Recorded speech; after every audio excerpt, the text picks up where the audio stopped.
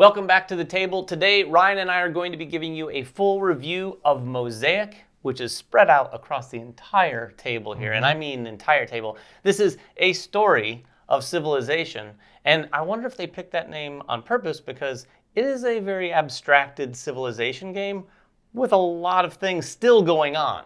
I mean, I can tell you they probably didn't pick that name on accident. No, that's true. But the name does really fit for a bunch of different reasons. I mean, I actually, before we even talk about the game, I love this concept of the mosaic, right? This idea that you're weaving this tapestry of history and all of the board, all of the cards, the artwork, it just kind of builds into that theme. It is abstract, but it also, like the board itself looks like a mosaic. Like you have the glass and everything that's spreading through all the different colors. I really like the presentation of this game. Oh yeah, it rides a fine line because when you look at it on the table, there is a map. So it's not so abstracted that there's no map or anything like that. There are resources. You're going to be putting cities on the map. You're going to be putting military units out. You're going to be using your population doing all sorts of things. But at its heart, it is really quite abstracted. And that abstract nature of all of the elements of the game opens up a number of different things you can do in the game. Yeah, I think a good way that I would put it is you're managing your civilization, but you're not micromanaging your civilization. And I think that's the abstracted levels. You can do a lot of things like changing your government or building up your population or spreading out across the world. And even, yes, having some conflict and some combat, but without all of the little bit of pieces of micromanagement that you have in some of those longer civilization games. Yeah, and it's even kind of almost sandboxy in that respect in terms of the things you want to do or can do, or maybe don't want to do or don't do. Because things like government, like you mentioned, I've played in games where people don't even take one government tile. Now, is that advised? Probably not, because they can be very, very beneficial depending on the stage of your game. But there's a lot of different aspects of the game, tax and tariff, building, technologies. In fact, just to give you a brief overview, you are managing your civilization out here on this map. It's largely going to be scored throughout the game through empire scoring, which is going to be coming down to effectively an area majority for each of these regions, depending on player count.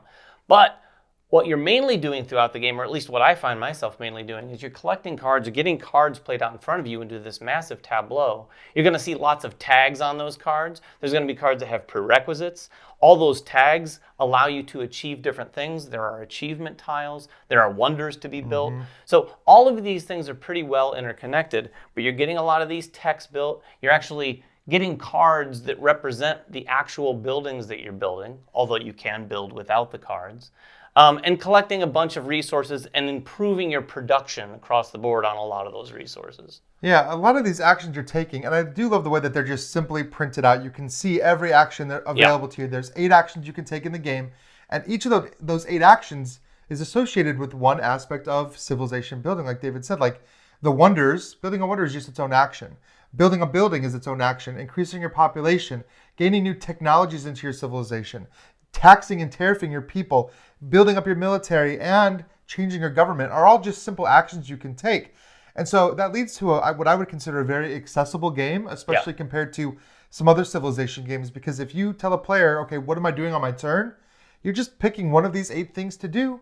And a lot of those things do involve taking a card. Some of them don't. But you simply pick your action, take your action, and then it moves on to the next player's turn. So you don't have these big, long turns where you're trying to micromanage so many different things. If you're trying to build a city, you're just looking at the card. Can you pay the cost or not? If you're buying a technology, can you pay the cost? There's no convoluted tech trees. There's no buildings don't have requirements that you have to keep flipping through your cards to make sure. It's all done very simple with those icons. And again, those icons abstract like 9 different pillars of civilization. Right.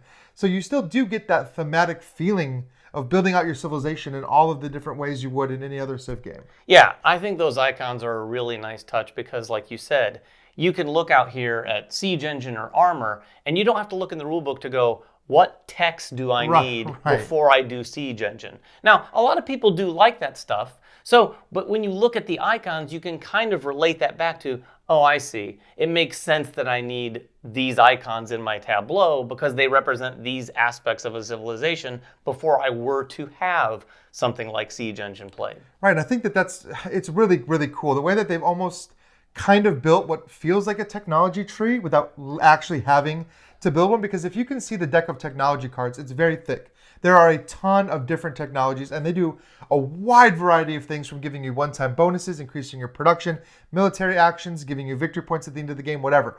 There's a ton of stuff.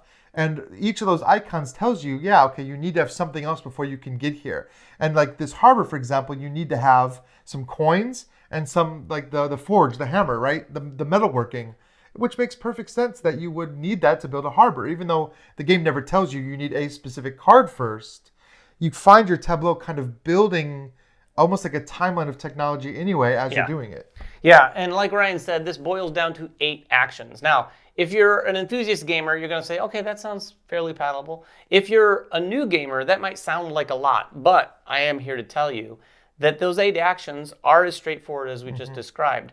And you don't have to do a lot of research and looking up, what does this action do again? Because like Ryan said, it's pretty much staring you in the face right here on the board. The only thing I think I'd say a new gamer might miss is they might overlook, say, doing something like changing their government or this, because it's not the aspect of the game that's staring them in the face. Building the technologies is staring them in the face because it's in your tableau right in front of you.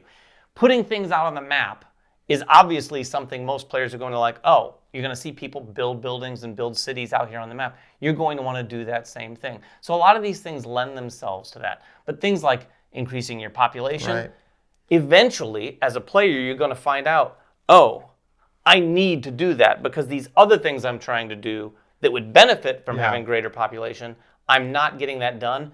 And it's just a simple question of, hey, what is it that I do to do the population again?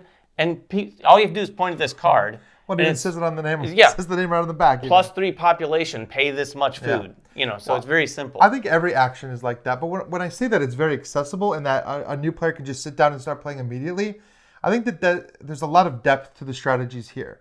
There's a lot of different paths to victory, and they're all kind of interwoven with each other so that you really can't ignore any one of the actions. You're going to have to do a little bit, but you can definitely specialize your strategies. And I think that's a thing that I really like in Civilization games, and I'm very glad that is represented here. Yeah, and speaking of depth, at a certain depth, if you will, in each of those decks, and now there are decks of cards associated with, I think, 4 of the actions: technology, population, building, and tax and tariff. Each of those decks is going to have, at a certain point, depending on player count, an empire scoring card. This is shuffled into either the bottom half or the bottom third of each of those decks. Now, as you play the game and take all of those different actions, like Ryan said, eventually you're going to hit one of those empire scorings. That is one of the end game triggers. Once you hit the 3rd empire scoring, you're going to do that scoring and then do final scoring. The other way you can finish the game is there are some tiles over there. You've got civilization achievements and golden age and wonder tiles. There's 9 of each of these in each game. And once 2 of those 3 stacks is completely gone, you're going to also do the 3rd empire scoring and then finish the game. Now, those tiles do a number of things. The wonders will come out and you'll own those if you build a particular wonder. But the golden age and the civilization achievements are things that you can achieve throughout the game. Once you have a certain number of icons in your tableau, things like that, you'll be able to take those and score points at the end of the game as well. Yeah, and this is a game that has a lot of in-game scoring, but it also has a lot of mid-game scoring. Like David said, during the empire scoring, you're actually looking at area majority in every single one of these areas. Now, I'm going to talk a little bit about one of my pros, too, and I think this is something you like, too. It's area majority without a lot of conflict. Yeah. You're simply putting people into the areas, and even though I have these units here on these hexes, they're not really on hexes. No, they're just that region. Yeah, abstractly in that region, and as David places figures in here, they just go in that region. And at the end of the round, you're just, or the end of empire scoring, you're just calculating your total presence in that region in order to score points. And so there's not really a combat phase. There's not even really a combat action, although some of these cards do let you be aggressive to other players and like knock out their troops and kind of try to dominate each one of these different zones. But I actually like that there's not a ton of combat that slows down the game. Yeah, there's not a lot of that. So that could be a pro and a con. I would agree. It is a big pro for me because I like the fact that there's still a lot of what I feel like player interaction in this game, for sure. A ton of player interaction. But it is lighter on the sort of head-to-head and direct conflict in this game. But, like you said, there are some cards in the tech deck that will make that change a little bit. And I believe, actually, their upcoming expansion is going to add a little bit more to make it a little bit more conflict-oriented. for those players who want that. So if you are a player who loves that conflict, then Mosaic as it stands might not have as much as you'd like. But for me, it's perfect because it still feels like a lot of interaction.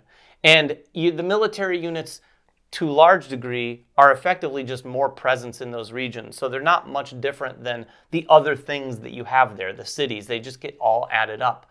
But they do come into play for some of the more militaristic aspects of the game when those elements come up. Yeah, and I think that's my big problem, I think, with a lot of Civilization games, and why I might rate this one higher than some is because I hate being the guy that has to sit there and watch the other players have a long, drawn-out combat encounter where they're rolling dice back and forth or playing cards for maybe 15 minutes while I'm sitting there going, okay, is it my turn? All the actions that you take in this game move pretty quickly, and so when you are doing combat or when you are taking out enemies, it might be a card that says, well, if you have a cavalry in a zone, remove 2 of your opponent's figures from that zone. It's that simple. And there isn't really a lot of back and forth, but there is a lot of tug of war still at the same time. Yeah, and that tug of war happens mostly throughout the game before an empire scoring. But the only other thing, other than looking at the region and counting up the presence, is some of these government tiles will have some, during end of empire scoring, do this. And some of these are maybe a little bit more militaristic. They might let you take out a unit. They might let you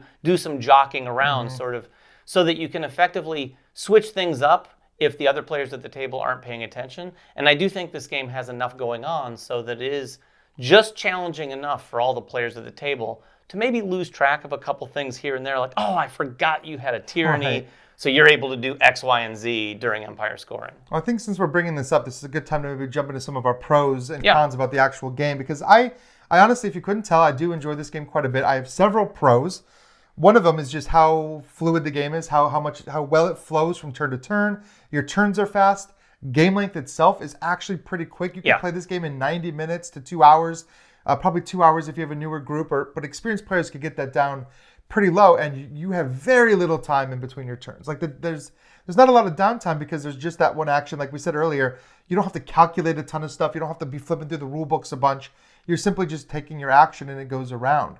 Also, I love the presentation. I love variable player powers. Like, that's a great thing to have for any Civilization game.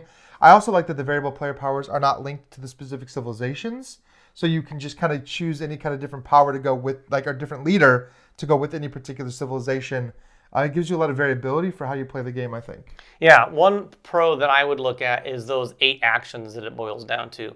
One of the things in a lot of these games, there's some actions that are like, I guess I'll do that. Right. Now, I would say all these actions aren't created equal, but when it comes around to your turn, to keep that play time down, you are effectively already knowing what you're wanting to do. In very few cases is it going to go all the way around the table and get to someone, and they're still trying to figure out which of the 8 actions they want to do. Now, they might be looking specifically at all the tech cards, because if they're doing tech and they want to take one, they're looking specifically at what they want to do, and there may be some board state changes. Oh, there will be some board state changes. Because there's going to be some tech cards for sure that come up that you're like, that better stay there until my turn. Right. And inevitably, it probably won't. But most people are going to know that. And I would say, I'd say the work is probably one of the options that would oftentimes feel to people like, Because you're just producing. Yes. However, when you produce in this, it is the payoff for all the work you've put into increasing your production. And you can increase your production significantly. Stone, food, and ideas, in fact, all of them will go up to factors of plus 10, plus 20, plus 30. So towards the end of the game, or in that last third of the game, when you produce stone and you collect a ton, and then it's one of those, it almost feels like the built-in production phase of a game in other games, because you get so much, then you can kind of coast on that stone for a little while to get some things done. Well, there's also a lot of cards in the technologies that say, well, when you produce anything, also produce this, or also, and there's a lot of that for all the different actions. And I think, I've said it earlier, but that technology cards, how different those technology cards are really drives the game and allows for so many different strategies. If you're a fan of Civ games like me, or I'm a big fan of Sid Meier's Civilization, or even like the PC Civilization games, there's like things like cultural victory, economic victory, military victory, all of that stuff. And they've actually, all of that is still here. It's just not called that, right? Like you can never win a cultural victory, but if you build enough wonders, they'll start to stack on each other, and some of the scoring for wonders gets kind of crazy. And next thing you know, you're scoring points that nobody can compete with. Same thing for military. If you want to do a heavy military strategy and just take control of every one of these zones, you can. You can score a bunch of military points, but you can also dabble in this game, which you can't do in some Civ games. Like, you can try a little bit of this, a little bit of that, and as long as they're scoring equivalent points, it works out well for you, and you can still compete with somebody that's going heavy on just one strategy. Yeah, they've done a great job of taking all those elements, like Ryan said, of a Civ game, and instead of making them a cultural victory, they've basically converted them into victory points throughout the experience, so that at the end you're just adding up your points. And those points may come from a couple areas in a big way, or they may come from a lot of areas in lesser ways. Yeah, and I think that it just makes the game so feel so different every single time you play. The most recent game I played, I won by 10 points, where I went heavy wonders. I didn't control a single area really on the board, and one of the opponents, the guy I beat by 10 points, did heavy military, and our points were going up throughout the game. He was going up a lot, but I caught up with in-game points because of all the in-game scoring I had. And for me, that's a feature. I like that you can catch up. I like that you don't have to play a civilization game that's heavy conflict. You don't have to play the civilization game and get a ton of stuff on the board. You don't have to build a ton of cities if you don't want to. You can do a lot of different things and still score points.